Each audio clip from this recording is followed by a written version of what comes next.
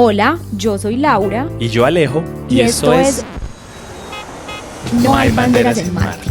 Un espacio que hemos creado para compartir todas esas historias de viajes no posteadas. Con nuestros invitados abordamos el lado B, ese que pocos conocen, las decisiones, las experiencias y las consecuencias de irse, quedarse o volver.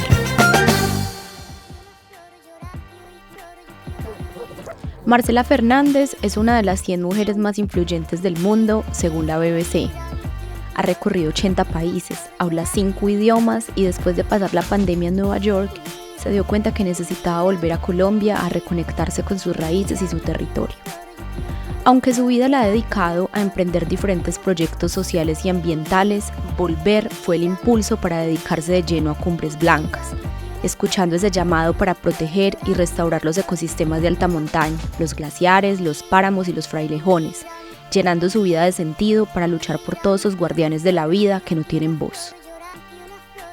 Hola, bienvenidos a un nuevo episodio de No hay banderas en Marte. El día de hoy nos trajimos a una de las 100 mujeres más influyentes del mundo. No, yo no me la creo. Para mí, los glaciares, los frailejones y los páramos buscaron la manera de hackear la lista de la BBC y a través de mi nombre hacerse presentes. Ellos, sí. Jorge, muchas gracias. Sabemos que tu agenda es apretada. Y más en estos días de lanzamiento, documental. No, yo siempre he vivido pensando que lo más valioso del tiempo es poder diseñar la vida que a uno le gustaría vivir. Entonces, para mí estos espacios son espacios donde uno también se encuentra a uno mismo, porque al final eso significa encontrarnos con el otro. Entonces, gracias a ustedes por el espacio y bueno, creo que vamos a ir hasta Marte el día de hoy, pero voy a muchos glaciares de todos los países, pero sobre todo los colombianos que son los que nos trajeron a este encuentro. Marcela, tú eres una mujer súper inquieta. Yo antes para poder grabar esto estuve escuchando entrevistas, viendo lo que has recorrido medio planeta. Antes de los glaciares también estabas llena de cosas, haciendo cosas. ¿Cuántos países conoces? 80 países. Qué lista. Sí, que yo no me doy cuenta, o sea, la verdad no sé cuándo llegué a ese número porque nunca he sido, pues no tengo la historia de que me fui un año a hacer checklist de países. No, realmente sí viví en diferentes continentes, sobre todo en Europa, y creo que ahí obviamente pues la lista se va, pero no sé. Todavía yo me sorprendo de darme cuenta que han sido tantos países. Bueno, Marce, yo creo que empecemos un poquito desde el principio para que las personas que nos están viendo y nos están escuchando también te conozcan un poco más, los que quizás no tienen ahí en el radar a Marcela Fernández. ¿De dónde nace como este gusto tuyo por los viajes, por la vida aventurera, por el estarte moviendo, descubriendo, explorando? Pues yo creo que nace de ir a la finca todos los fines de semana. Realmente crecí con un abuelo amante de las fincas y nosotros salíamos del colegio los viernes y siempre salíamos para la finca de mi abuelo, ya más adelante mi papá en la finca. Entonces para mí quedarme un fin de semana en la ciudad era súper raro. Entonces esos eran como los primeros viajes. Ya crecimos mi hermano y yo con mis papás teniendo la oportunidad de viajar, y mi papá tenía una forma de viajar que era hacer road trips. Alquilábamos un carro y nunca sabíamos dónde íbamos a dormir. Teníamos una visión de por qué de pronto cuando estábamos en Estados Unidos qué estados íbamos a parar, pero nunca había, o sea, siempre reservábamos el hotel la noche antes, ve, este pueblito está chévere, era como muy aventurero. Entonces esa idea del road trip crecí haciendo ese tipo de viajes, y cuando me di cuenta que mis amigas de pronto viajaban muy diferente, con un itinerario que sabían o con una agencia, yo crecí siendo como la guía turística de mi familia, como, hey, hay este free tour. ¿Qué es un free tour? Ah, ahí está. Y obviamente pues no me gustaba mucho ir de shopping. Cada vez que íbamos de shopping, yo hacía todo lo posible para que los viajes familiares fuéramos lo menos posible a los malls. Y si íbamos, muchas veces yo me terminaba metiendo a cine. Es como que, sí, creo que los viajes empezaron a ser algo que pudimos vivir en familia. Y ya más adelante, cuando tuve la oportunidad de viajar por primera vez sola, fue a los 14 años, que es este viaje que últimamente ha salido más de lo normal, que fue cuando viajé a representar a mi colegio y a Colombia a Noruega, en un congreso, como un evento ambiental, donde jóvenes de diferentes partes del mundo pues están hablando de sus proyectos ambientales. Y ese fue como el primer viaje con propósito, con una intención, que hoy, 20 años después, miro hacia atrás y digo, wow, ese viaje fue como la primera bandera donde se asomaba el ambientalismo por mi vida, pero tuvo que pasar un tiempo más para decir, era ese el camino, porque fue primero como el ambientalismo, ya después muchos temas de construcción de paz, y ya después volvió el ambientalismo a mi vida, y bueno, creo que hoy esa es la causa principal. Usualmente en Colombia, por nuestra historia, los temas de liderazgo o de activismo pasan mucho con temas de derechos humanos, de nuestra realidad. Y de los países del primer mundo, mucho más activismo ambiental, como ese tipo de conciencia, seguramente pues por las realidades diferentes que tenemos. Me llama mucho la atención porque tú has estado siendo que mezclando los dos escenarios. Pues yo creo que defender una causa es una forma de cuidar la humanidad, ¿sí? Al final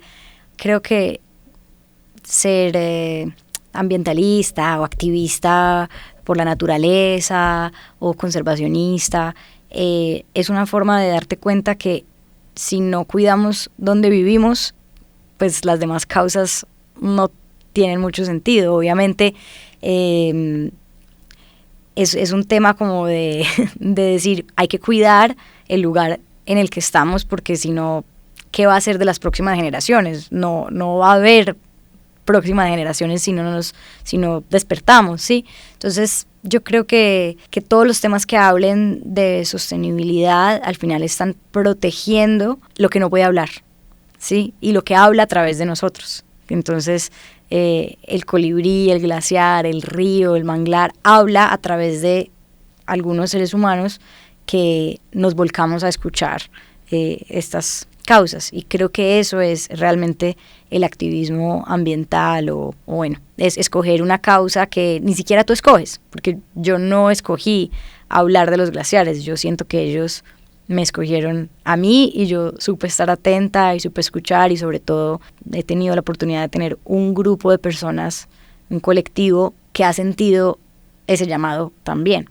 Tú te vas para Noruega, digamos que eso marcó un hito, que quizás tú en ese momento no lo reconociste así, pero con el paso del tiempo te has dado cuenta que desde ahí empieza una historia muy poderosa, con la lucha también y la reivindicación. ¿Qué pasa después? O sea, ¿qué pasa después en tu vida? ¿Cómo llegan el resto de los viajes? Sabemos que emigraste por una temporada, entonces cuéntanos un poquito de eso. Bueno, yo creo que después de ese viaje, bueno, pues era muy difícil volver igual, sí, había un interés particular en los temas ambientales, pero yo era, en esa época, mi prioridad número uno eran los deportes.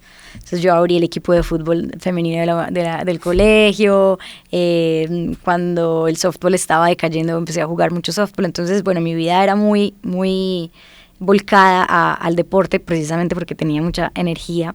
Ya después, bueno, me gradué del colegio y quise aprender francés.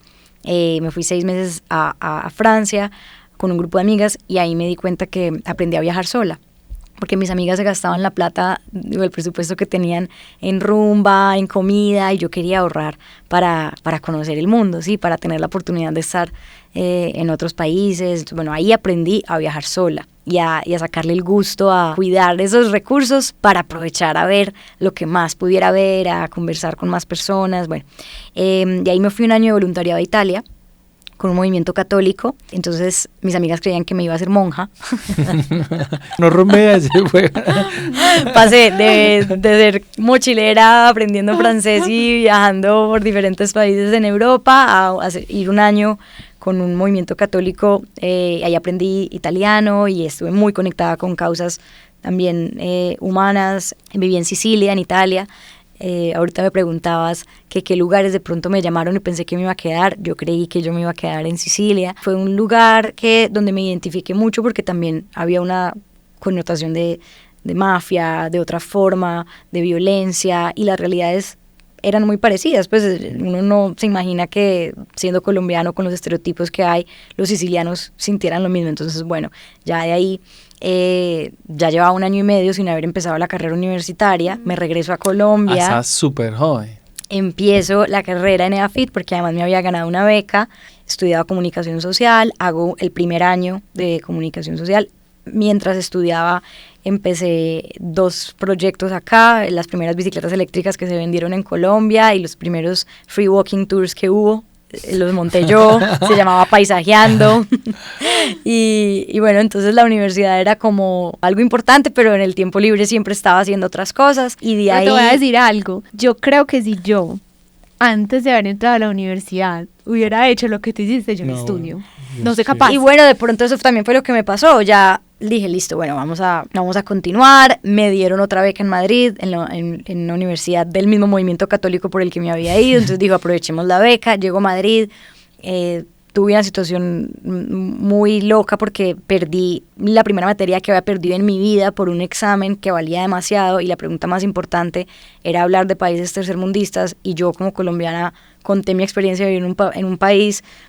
Y no, perdí el examen porque esa pregunta, el profesor decía que Colombia no era un país tercermundista, que no estaba catalogado según la lista de no sé qué como un país tercermundista. Era un país en vía de desarrollo, ¿no? Sí, entonces yo dije, no puede ser, o sea, es mi experiencia, es mi realidad, además yo he visto la Colombia necesitada, y eso me, o sea, como que me rompió todo lo que significa un poco la academia, y dije, no, de todas maneras esta universidad no era la que yo quería, mi universidad soñada siempre ha sido la Universidad de Navarra, vamos a apuntarla a irnos a esa universidad, que era en Pamplona, también en España, y termino allá, y 2 meses después dije, no, el problema no es la universidad, el problema no es la ciudad, es que yo no creo, o sea, yo le apuesto a una vida no lineal, y aquí estoy atrapada en 4 paredes con muchas ideas, con muchas ganas de cambiar el mundo, que lo voy a poder cambiar aparentemente solo cuando tenga un título, y ese título lo voy a tener para poder tener un trabajo estable, y con ese trabajo estable de pronto poder mantener una familia feliz, y nada de eso tiene sentido. Y si la gente está hablando del futuro de la educación, ¿qué hago yo estancada en la educación convencional? Alguien tiene que romper el paradigma. Obviamente empiezo a leer del futuro de la educación y veo que todos los dropouts, que es como llaman a las personas que dejamos la universidad, pues son millonarios o sí, como gente súper exitosa que tú ves muy lejana esa historia de la tuya, o genios. Y entonces digo, no, pues debo usar mi vida como experimento y explorar ese camino. Entonces dejar la universidad para mí ha sido el viaje más grande de la vida. Pero acabaste en la FIDE acabaste el... No acabé en ninguna universidad, dejé la universidad. Yo empecé 5 carreras. ¡Wow! ¿Y terminaste Yo alguna? Yo lo digo con mucho aguante, o sea, eso es tenerle mucho amor al estudio. Y me fui para España después de lo que me costó, hice una maestría, y casi me mata la tesis, casi me mata, y dije, en mi vida, ya grande pues, pero me costó mucho. Sí, bueno, eso fue, pues, partiendo de lo que tú decías, ¿no? Que, claro, yo empecé la carrera 1 año y medio más tarde de lo que uno normalmente, pero nunca es tarde. O sea, hay personas que a los 30, 35 años quieren estudiar y hacen un giro profesional y está bien. O sea, aquí el mensaje no es que hay que dejar la universidad para encontrarle propósito a la vida. En mi camino sí lo fue, porque lo que yo de verdad necesitaba aprender era aprender. O sea, crear un sistema de pensamiento completamente diferente, mostrar que sí era posible, y sobre todo aprender la multidisciplinariedad.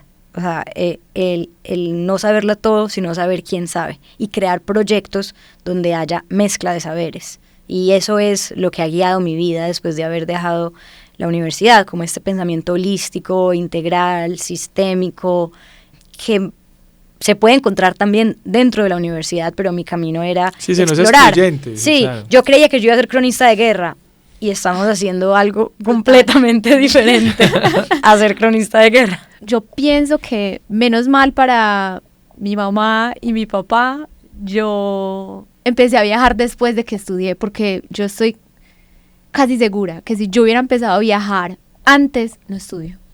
Porque, claro, no conocía, no sabía que World Schooling existía, o sea, nada de esto estaba en mi radar. Pero yo soy una convencida, incluso lo he dicho en este podcast muchísimas veces, que no hay una forma más divertida de acceder al conocimiento que viajando. Claro, es el mundo como salón de clases y después eso se convirtió en otro emprendimiento, porque entonces dejé la universidad y según yo iba a hacer un documental mostrando proyectos de educación alternativa para que personas que estuvieran en esa misma situación dijeran, puedo ir a este proyecto, que no eran tan conocidos. Y bueno, hice todo como la investigación, terminé yendo, documenté estos proyectos y cuando ya estaba en el proceso de edición del documental y todo dije, yo no quiero hacer un documental, yo lo que quiero es crear el proyecto que no encontré, que no pude ir a grabar porque no existe. Entonces se creó On Board, que fue uno de mis emprendimientos o una empresa bajo el concepto de aprender viajando. Y los países eran el salón de clases, entonces buscábamos los profesores, que eran los mentores, las comunidades, y yo creaba un currículum alrededor del país y las personas viajaban conmigo, facilitando experiencias de aprendizaje y bueno, así también nació La Chiva de la Paz. El proyecto de Pasabordo La Chiva de la Paz nació con esta misma metodología como un regalo, donde nos fuimos 35 personas en una chiva, 40 días, a descubrir los territorios con el propósito de desencorbatar la paz, de no ver un país dividido entre el sí y el no, sino realmente preguntarnos dónde hemos estado durante 52 años de guerra, porque todos hemos visto las páginas llenas de sangre, todos hemos oído las historias, pero nunca nos hemos acercado a esos territorios de zona roja, ¿sí? Donde realmente pues ha pasado.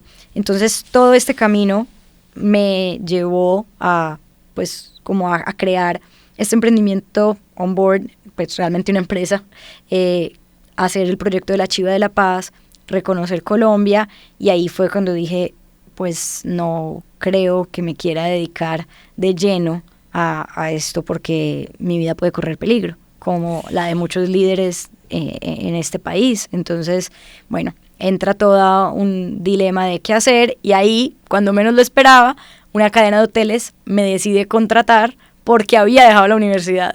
Entonces, porque eras muy valiente. Cumplí el sueño de mi papá, básicamente, que siempre me decía, pero ¿quién te va a contratar? ¿Pero vas a trabajar? Y yo, es que yo no voy a trabajar para nadie nunca. Yo siempre voy a buscar, pues, lo que a mí me haga feliz.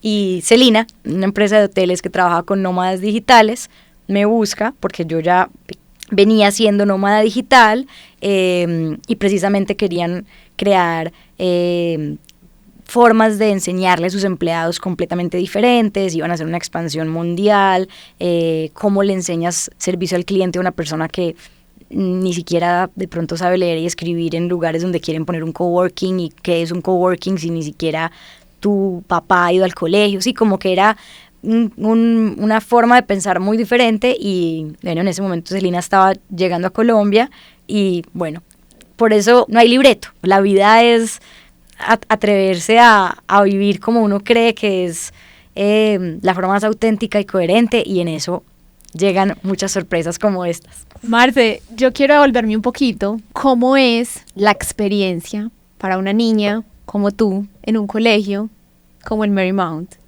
O sea, ¿cómo fue? ¿Cómo fue esa niñez, adolescencia, cuando tú eres tan inquieta, cuando desafías tanto las reglas, cuando eres tan atrevida, tan en una rebelde, ciudad tan conservadora como, en una como ciudad Medellín. como Medellín, en una sociedad también un poco cerrada, donde siempre ha existido también como un donde ya hay un guión? libreto, donde ahí sí hay... Yo creo que yo nunca he tenido como dificultades porque vivo como muy en mi propia vida, ¿sí? Para mí, en el colegio yo fui amiga de todas las generaciones, de todas eran Marcelita, porque fui todo, fui porrista, como les digo, abrí el equipo de fútbol, y creo que siempre hubo un liderazgo como sin buscar ser la protagonista de nada, simplemente era absolutamente auténtica, todo me apasionaba, en el colegio me querían mucho, tuve muchas libertades en el colegio, realmente yo faltaba mucho a clase porque siempre estaba representando el colegio en el modelo de Naciones Unidas, en no sé qué, entonces creo que me gocé mucho la época del colegio. Mis amigas dicen que en el recreo yo ponía la lonchera y se acababa el recreo y recogía la lonchera, o sea que yo nunca me sentaba como realmente a estar en recreo, porque estaba como una mariposa por aquí con los grupos de amigas, y realmente sí, pues tuve una época del colegio muy, muy, muy chévere, y me descubrí mucho, sí, como que realmente profundicé en quién era. Todos mis profesores siempre me decían, por favor, danos clases de manejo del tiempo, ¿cómo haces para hacer tantas cosas y hacer todo tan bien? Pero no era un esfuerzo, sí, era, pues, yo es que, no sé, es como... O sea, que sentiste que pudiste ser. Sí, siempre para mí lo clave ha sido ser uno mismo, y he estado rodeada de personas y en círculos donde hay una aceptación total. Y creo que de pronto, pensándolo bien, puede ser que también soy muy vulnerable, ¿sí? Intento, pues si estoy triste, no hay que fingir que estoy bien cuando no lo estoy. Sí, o no sé, siempre he sido muy abierta con mis emociones, sabido a veces pedir ayuda, involucrar a los demás en todos los proyectos, en mis cosas. Sí reconozco que la sociedad de Medellín es una sociedad difícil, cerrada, muchos amigos que vienen de afuera se encuentran con una pared al llegar, porque es difícil que nos abramos a otros círculos, pero de pronto la diferencia fue que tenía tantos círculos que siempre sentía que pertenecía en todo, ¿sí? Y a lo mejor busqué la forma de crear una comunidad en todo lo que hacía. Pero sí reconozco que esa realidad existe, solo que yo también me cuestiono por qué no es algo, o de pronto no me enfoqué en la dificultad, sino, no sé, es curioso. Hay otra cosa que me parece muy, muy interesante, ese trabajo de la chiva, de decir, bueno, voy a conectar un poco el campo con la ciudad, que estaba tan desligado, tan separado. En Colombia, pues con todo el tema de la guerra que nos ha transversalizado. Y que en Colombia, en el episodio que grabamos, un amigo decía, en Colombia las distancias geográficas no son tan grandes, pero las distancias entre las ciudades y los pueblos, la guerra ha hecho que esas distancias sean enormes, lejísimas. Siento que cuando uno decide emprender un proyecto de esos, a veces uno no dimensiona las historias que se puede encontrar. Pues lo digo por una experiencia de nosotros dos, que estuvimos trabajando un proyecto con la Comisión de la Verdad, y eso pues nos dio la oportunidad de recorrer muchas zonas rurales del departamento de Antioquia, y fue como, o sea, como adentrarnos en una realidad que aparentemente nosotros conocíamos, pero que uno no alcanza como a medir desde afuera el kilometraje que eso puede tener, y que puede afectarlo mucho a uno, como decir, ¿cómo es posible que hayamos vivido tantos años así y yo hasta hoy estoy como tan cerca, como entrando en contacto con eso, y estaba acostumbrado a verlo a través de un televisor? Por ejemplo, San Carlos, que está allí, pues en kilómetros está súper cerca, pero la realidad es súper lejana a la realidad de uno en otras. Y escuchar de la voz de las personas lo que habían vivido, o sea, yo sentía como tristeza, culpa, o sea, me culpaba muchísimo de decir, pero ¿cómo es posible que eso esté pasando y yo haya sido tan inconsciente, tan indolente ante esta situación? ¿Cuál fue de ese recorrido que hiciste por Colombia, como esa historia que dijiste, escuchar eso de verdad me revolcó el alma? Yo creo que fue en Granada, Antioquia, porque realmente yo no había conocido mucho la historia de Granada, no sabía que había sido un pueblo tan afectado, y ahí está, en la plaza principal está el Museo del Nunca Más, y entonces entramos y es una casa pues como una experiencia donde desde que tú entras sientes esta energía, no necesariamente de la muerte, pero sí de seres que quieren ser encontrados, porque es uno de los pueblos con más desaparecidos en Colombia. Y conocimos a Gloria, que de hecho amaría volver a encontrarla, y Gloria nos hizo como el tour, la experiencia, nos permitió sentir todas nuestras emociones, porque claramente es muy confrontante.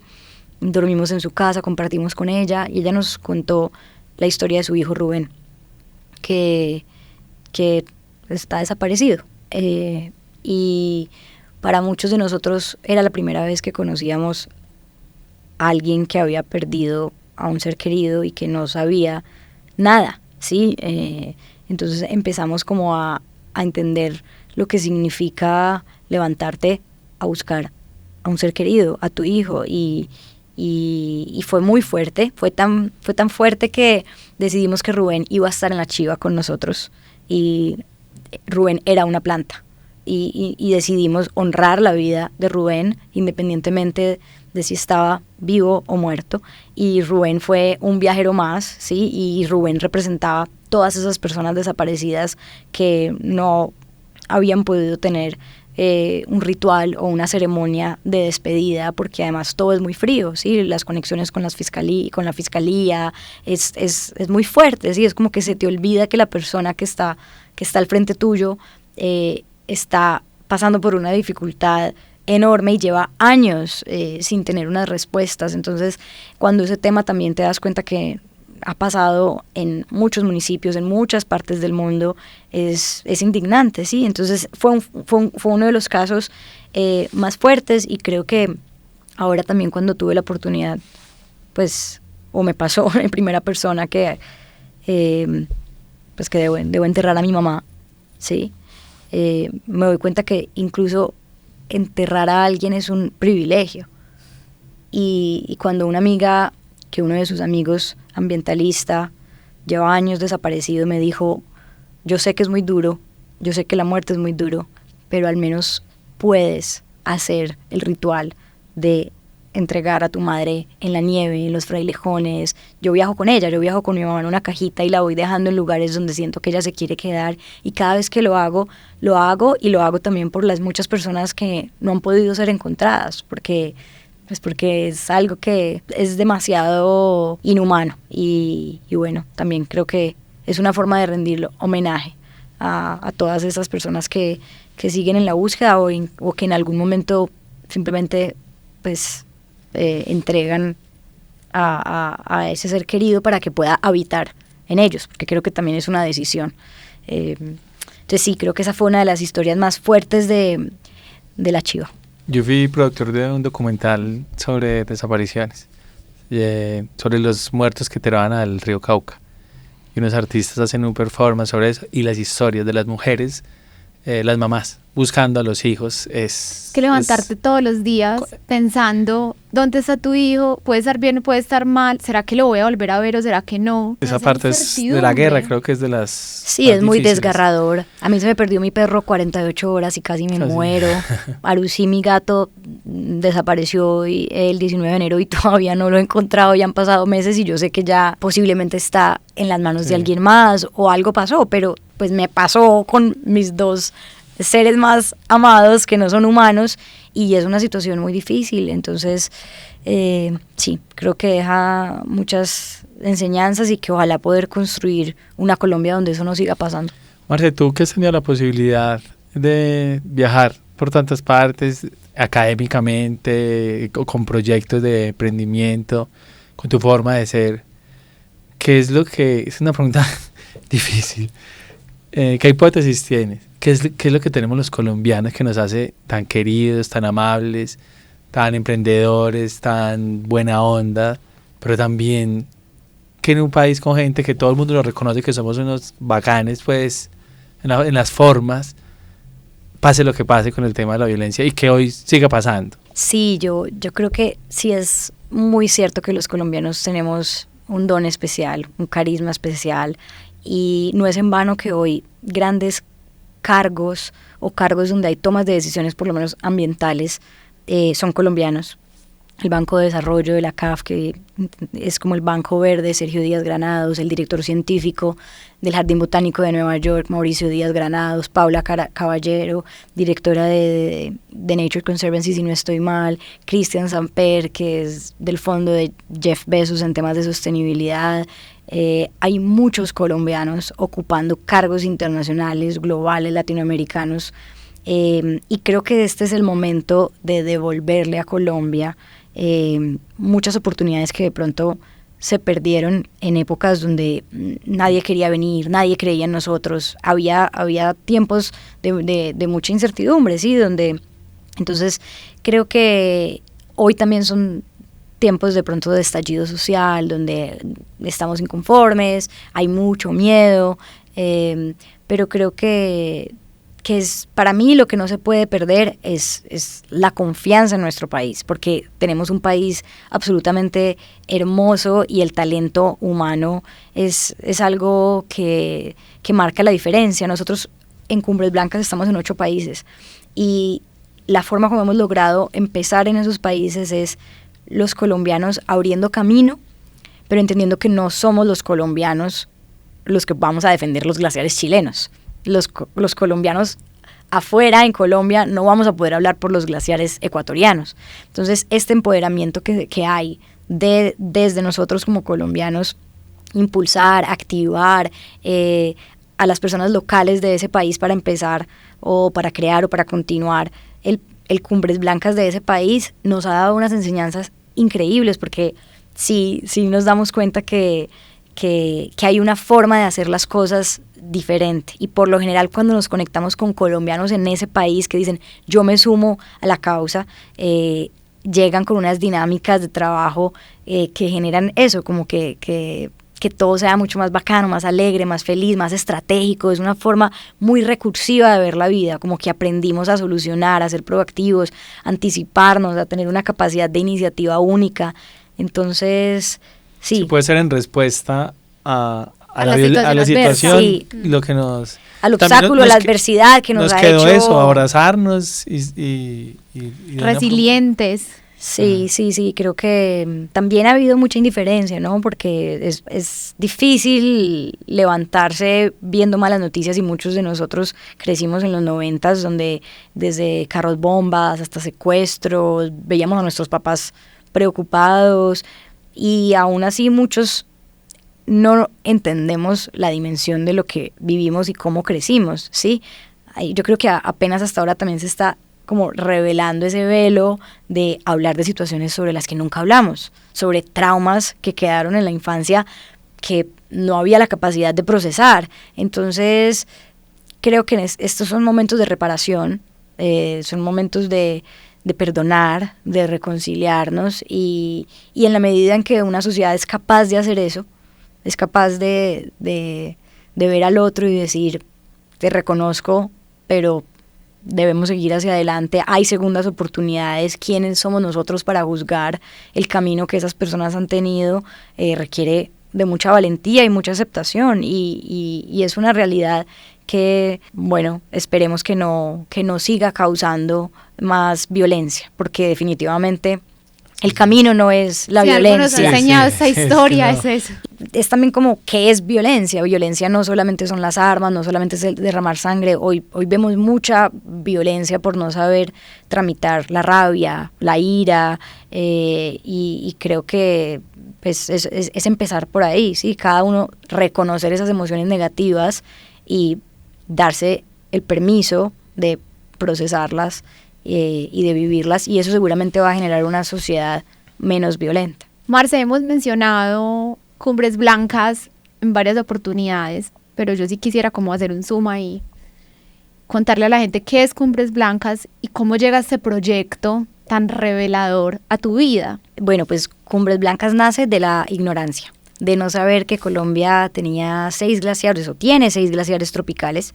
En un artículo en el periódico, y entrevistaban a un glaciólogo, al único glaciólogo colombiano, Jorge Luis Ceballos, gran mentor y maestro, y a un montañista colombiano que había hecho muchas cumbres, una de las cumbres más altas del mundo, y ahí se hablaba por primera vez para mí de los glaciares tropicales, de el derretimiento de 8 glaciares en Colombia el siglo pasado, y fue como un susurro al corazón, pues porque no sabía que Colombia tenía glaciares, pero inmediatamente fue como si los glaciares me hubieran dictado Cumbres Blancas como proyecto. Entonces, en ese momento me monté al carro y le dije a mi papá, acabo de leer un artículo, ¿tú sabías que en Colombia hay 6 glaciares tropicales? Mi papá no tenía ni idea, y le dije, mira, pues creo que quiero hacer un proyecto que haga expediciones científicas, que monitoreen los glaciares, me gustaría hacer un libro, porque si van a desaparecer, pues cuando mis hijos, que no tengo, pero que quiero tener, crezcan en una Colombia sin glaciares,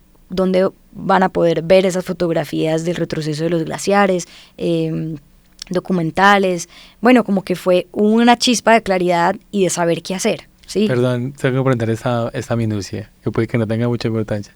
Tu papá, después de haber hecho lo de la chiva, ¿ok? No, Otro proyecto. Mi papá, la chiva no supo. Supo cuando vio la chiva en Medellín 40 días después del viaje. Y se muere el susto, bueno, imagínate. Ahí hubo todo un tema personal porque, claro, pues estuve 40 días y mi papá nunca supo dónde habíamos estado. Pero este proyecto, realmente, mencionando a mi papá, yo creo que es el resultado de mi papá, o sea, del resultado de haber crecido con un papá que en las vacaciones cuando salíamos a caminar siempre estaba recogiendo la basura, que siempre estaba recogiendo semillas para sembrar árboles.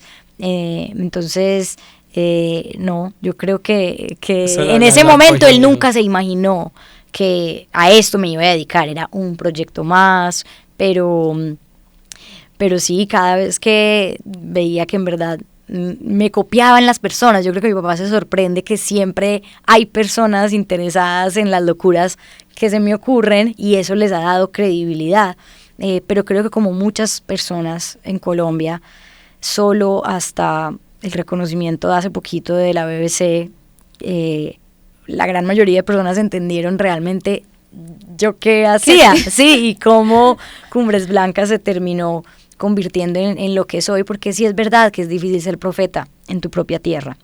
La primera vez que yo chiquita leí esa frase dije, wow, qué difícil sentirse así, ¿cómo será sentirse que uno no puede ser profeta en su propia tierra? Y no lo había sentido tan fuerte hasta que me doy cuenta que es necesario un reconocimiento internacional para que nosotros como para que como colombianos nos demos cuenta que aquí tenemos demasiado talento, y por eso parte de ese reconocimiento también fue volcarlo no solamente a los ecosistemas que son quienes realmente se lo merecen, sino a todos los guardianes del territorio que están ahí de manera invisible, haciendo su labor, cuidando, protegiendo, conservando.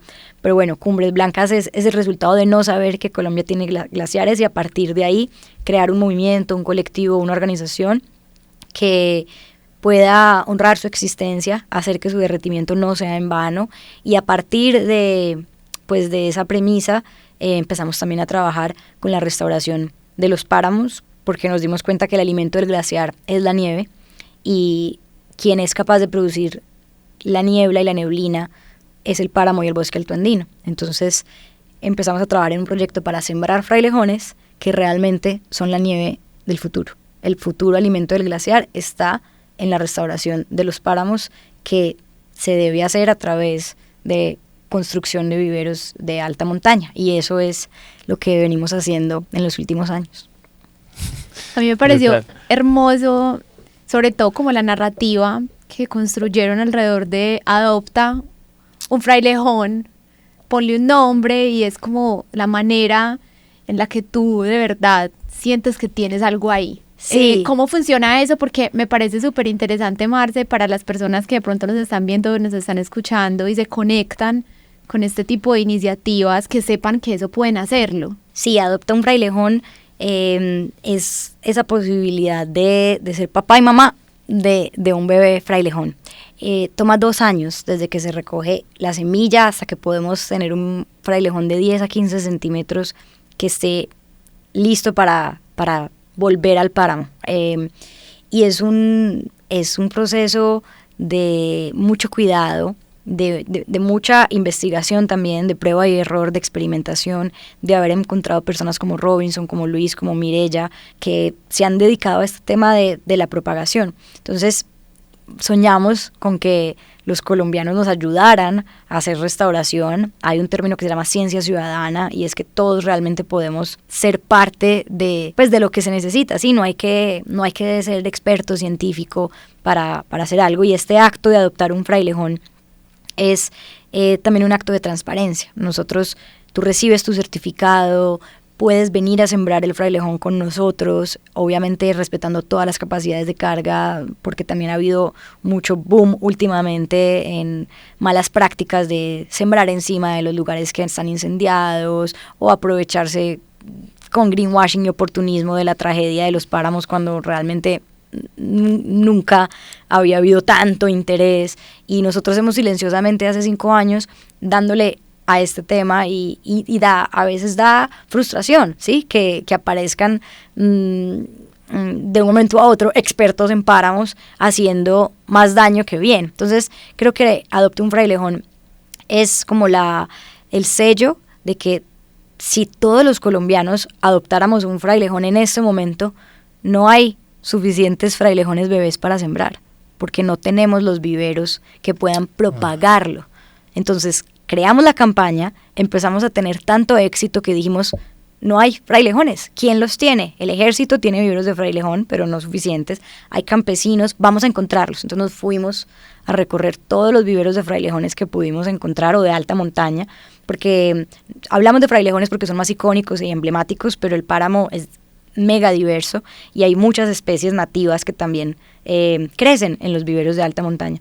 Entonces nos dimos la tarea de crear nuestro propio método, y hoy estamos en el momento en que la campaña de Adopta un Frailejón sigue, pero necesitamos es llegar a construir viveros con alianzas público-privadas, empresas, instituciones que nos han apoyado, para poder llegar a tener en 2 años, porque se demora 2 años desde que lo recogemos hasta que crece. Esos 2 años son de cuidado. Incubación. Sí, pasa, tiene diferentes fases, pero pasa a una caja Petri, de ahí pasa a unas camas y bueno, pasa a una observación que precisamente hemos buscado también generar empleo. Entonces estos viveros están en zonas de páramo, donde los viveristas son campesinos paramunos que en lugar de quemar el páramo lo están cuidando, que en lugar de dedicarse a la minería están apostándole a la restauración, y es un cambio de mentalidad, es hacer que el retorno en la inversión del páramo sea nuestra propia agua, sí, porque nos estamos dando cuenta además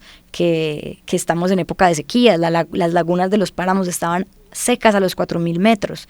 Los incendios como consecuencia dejan que los acuíferos se secan. O sea, entonces, bueno, toda esta idea de sembrar nieve ya no solo es sembrar nieve, sino es pensar que el agua que viene de nuestras casas, 16 ciudades en Colombia, dependemos netamente del agua que viene de los páramos, no de los glaciares.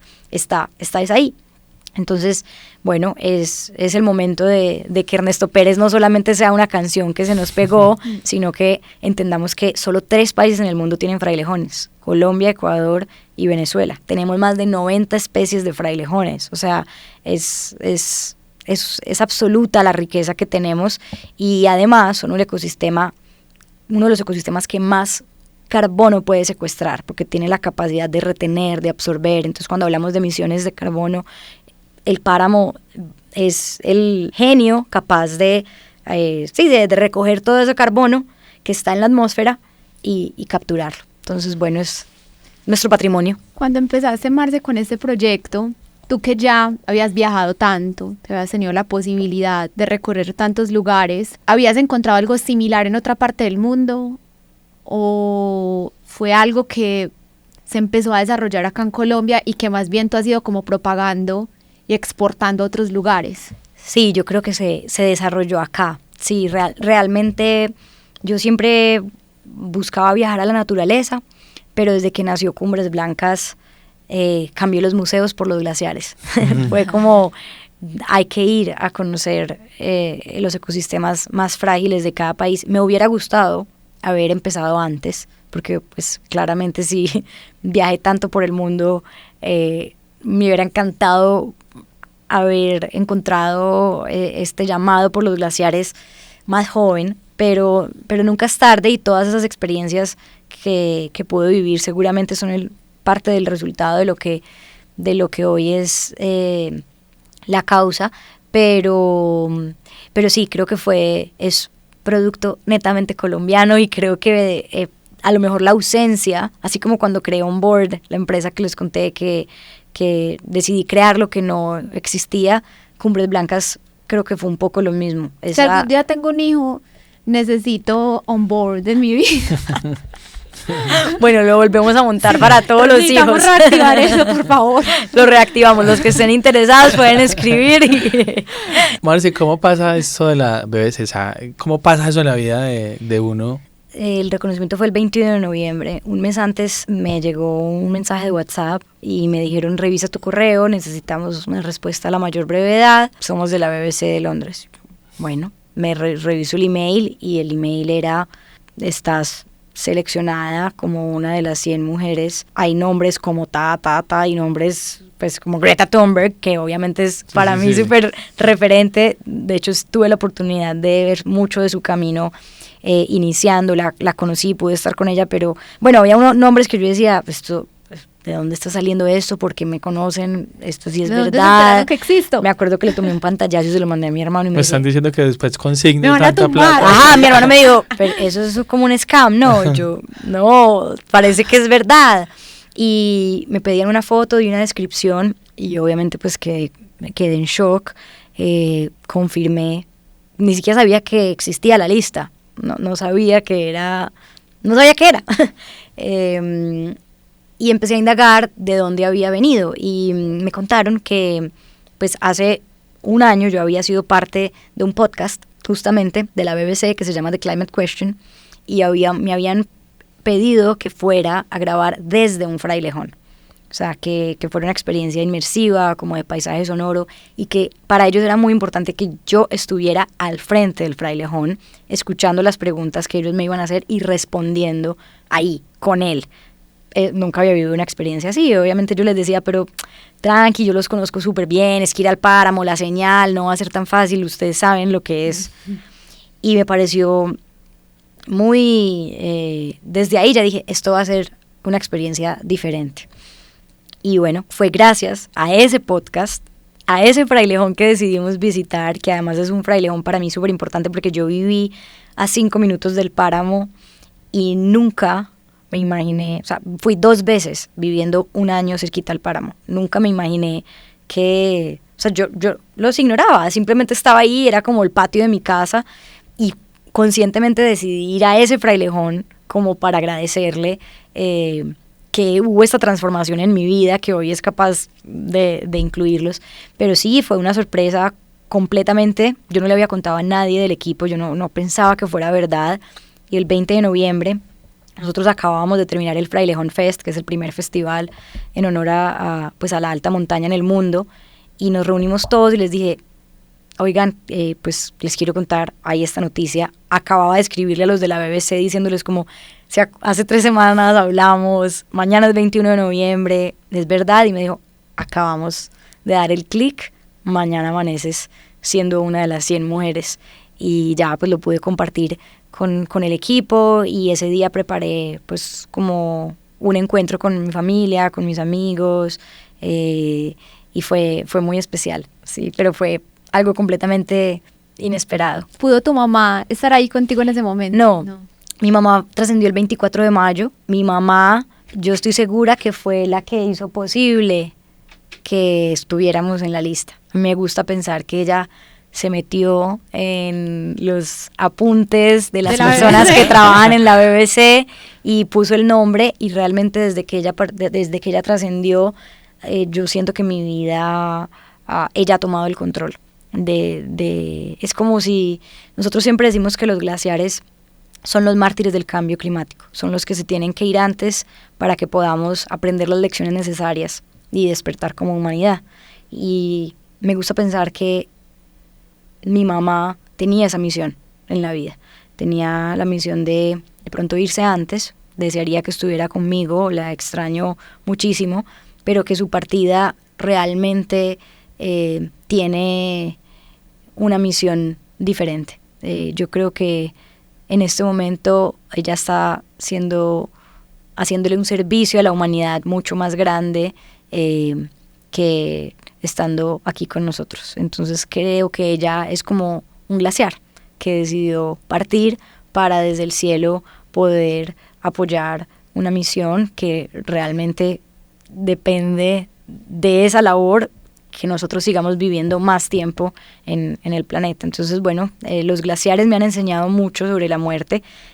Hace 5 años descubrir que los glaciares existen también fue descubrir que hay que hacer un duelo. O sea, que hay que prepararse a la crónica de una muerte anunciada, porque es algo que va a pasar.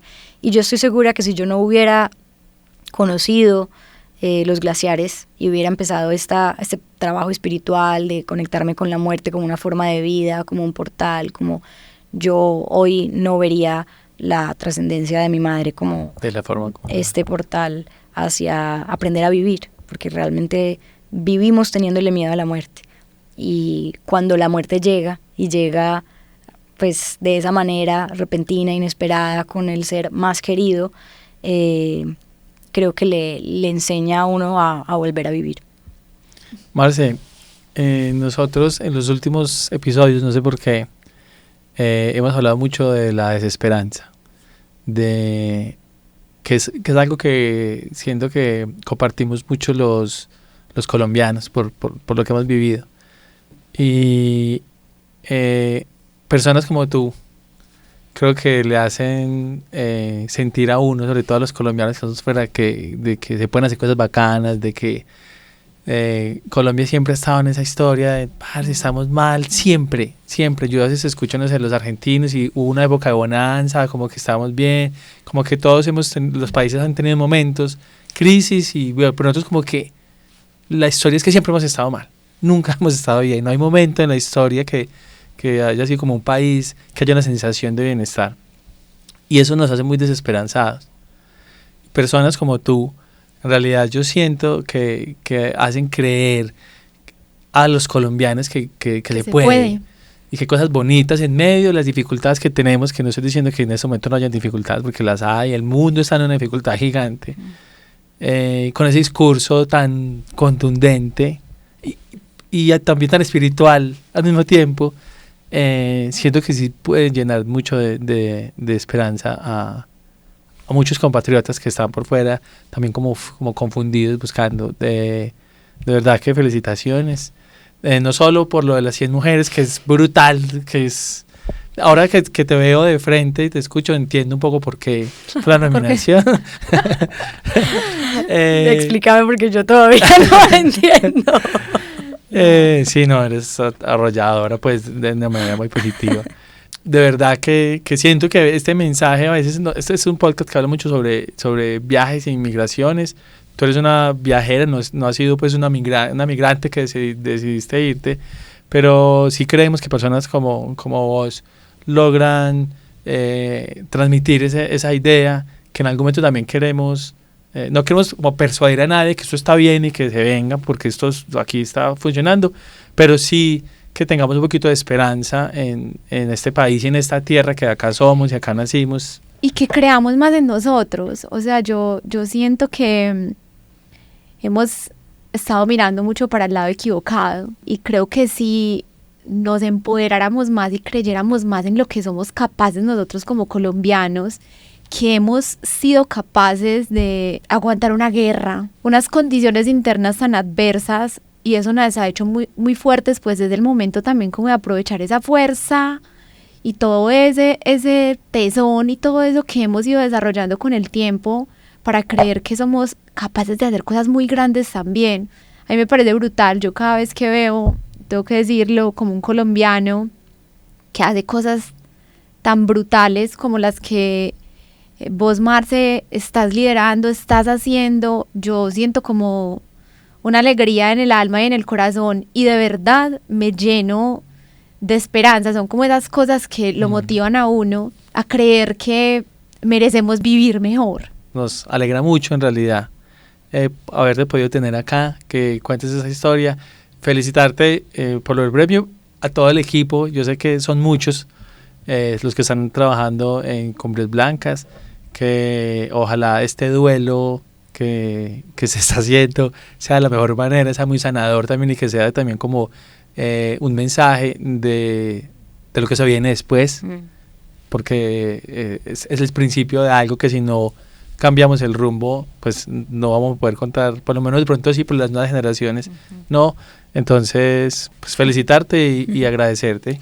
No, muchas gracias, y bueno, a todos los que nos escuchan, que esta también sea una oportunidad para sentirse orgullosos de ser colombianos, para reconocer que nacimos en un país que también es parte de nuestra identidad, es parte de nuestra esencia y que se vale volver.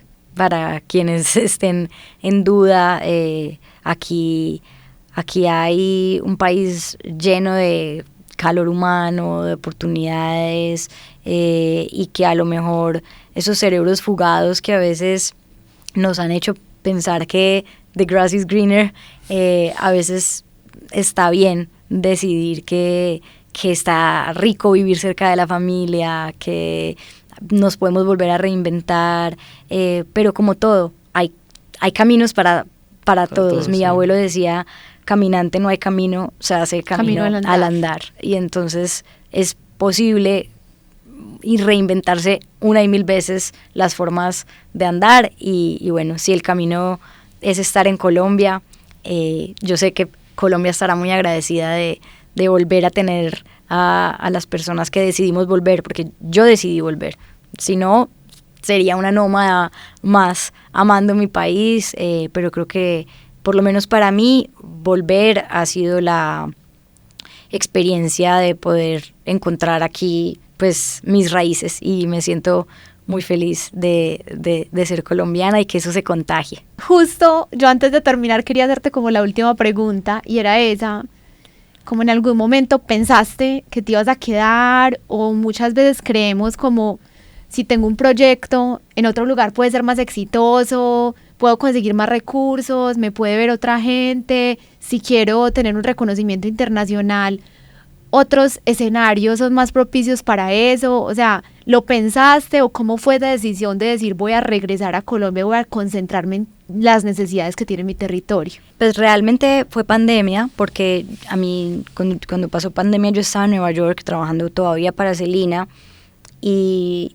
no podía regresar. Como ustedes, tuve la oportunidad de tomar un vuelo humanitario, pero mi familia me dijo, no lo tomes. Mi abuelito estaba muy enfermo y era muy probable que no me tocara verlo a mi regreso, pero bueno, ya me conocen absolutamente inquieta. Mi familia me decía, tu salud mental no va con el encierro. En Estados Unidos teníamos muchas libertades y yo decidí quedarme, y viajé por 10 estados que tienen glaciares en Estados Unidos, porque mi alma solo quería estar cerquita a la nieve en tiempos de tanta incertidumbre. Y después de pandemia, cuando ya abrieron las fronteras, yo decidí regresar, decidí renunciar a Celina y dedicarme de tiempo completo a Cumbres Blancas.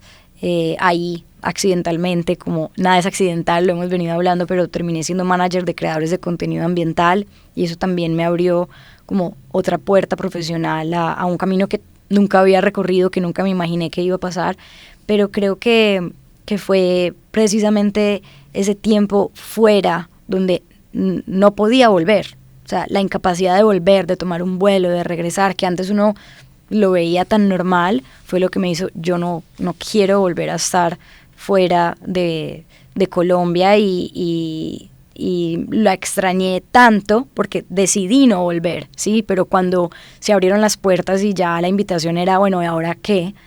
No hubo duda que el lugar donde quería estar era Colombia. Viajo mucho, pero es diferente viajar sabiendo que regresas a tu país, a tu casa, a tu hogar, a sentirse todo el tiempo desubicado, desorientado, porque estás desconectado de tu raíz, y eso siento que fue lo que me pasó. Yo siempre sentía que me faltaba algo, y era no aceptar que este era el lugar donde yo desde acá debía crear, desde esta energía creativa. Y hay como una actitud súper negacionista, como que hay algo que te está incomodando, hay un vacío que sientes, pero no lo quieres enfrentar. Sí. Pues yo creo que nosotros nos negábamos a la posibilidad, o sea, nos volvemos para Colombia. No, porque también era una decisión que habíamos tomado, el quedarnos recorriendo por el mundo, y era como de cierta forma sentir que ese proyecto al que le habíamos apuntado tanto, de estar como flotantes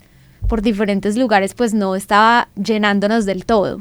Sí, era como asumir eso. Sí, yo creo que para mí aceptar y querer estar en Colombia empezó a traer una abundancia, una prosperidad, una estabilidad diferente que no había experimentado. Me di cuenta que en un viaje a Egipto, que viajar también es como encontrarse con las vidas pasadas de uno, ¿sí? Que de pronto hay lugares que a uno le atraen más porque se vienen recuerdos de otra vida en la que uno algo fue en ese país, no sabemos hace cuánto tiempo, y también ahí con personas que tienen de pronto la capacidad de reconocer más sus vidas pasadas, dije, yo en esta vida soy colombiana, en esta vida me correspondió nacer en ese lugar, en la cordillera de los Andes, con glaciares tropicales, páramos y frailejones.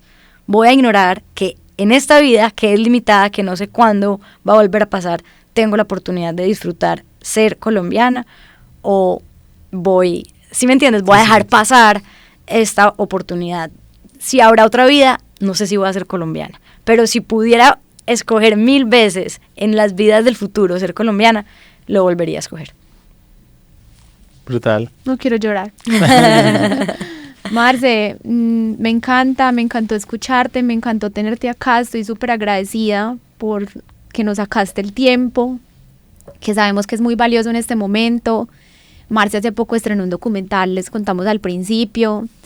Si están interesados de pronto en el tema de apoyar, donar, adoptar el frailejón, ¿dónde Marce pueden encontrar la información? Bueno, Cumbres Blancas Colombia son nuestras redes en Instagram, Marce Glaciar son mis redes personales, y bueno, no, siempre abiertos a escuchar propuestas, ideas, nos encanta, no es molestia, muchas veces la gente no escribe porque dice, ay, nunca me van a responder, deben tener 1000 mensajes, y a nosotros nos encanta interactuar. Hay muchas personas en el exterior que nos han dicho, estoy desde esta parte, ¿qué puedo hacer? Y siempre se puede hacer algo, muchos de los recursos a veces están afuera, entonces, bueno, nada, una invitación a conectar, a conocernos, y ojalá que adopten un frailejón. Ay, sí, qué hermosura. Nosotros vamos a adoptar un frailejón. Muy bien, podemos ir a sembrarlo juntos al páramo de Belmira Santa Inés, que es el más cerquita.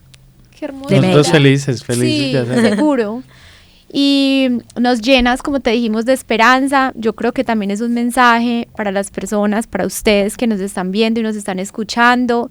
Sabemos que hay en el mundo colombianos regados, o sea, hasta en los lugares que nosotros menos nos imaginamos, hay colombianos, que esas oportunidades de salir también y de vivir afuera nos enriquecen demasiado. Qué bueno regresar y devolverle al país tantas cosas también que en este momento está necesitando y que somos nosotros los encargados de cambiar. Hay muchas historias, antes de despedirnos de eso, de vida diferente. Hay gente que definitivamente encontró su vida en otra parte, pero la invitación, yo siento, es a reconciliarse con el país. Si quieren hacer la vida en otra parte, está súper válido, porque acá las cosas no funcionaron, lo entendemos perfectamente, pero si hay mucha gente con mucho dolor, que también lo entendemos, pero yo sí siento que reconciliarse con este pedazo de tierra en el planeta es muy sanador para muchas cosas, así sea para venir de paseo.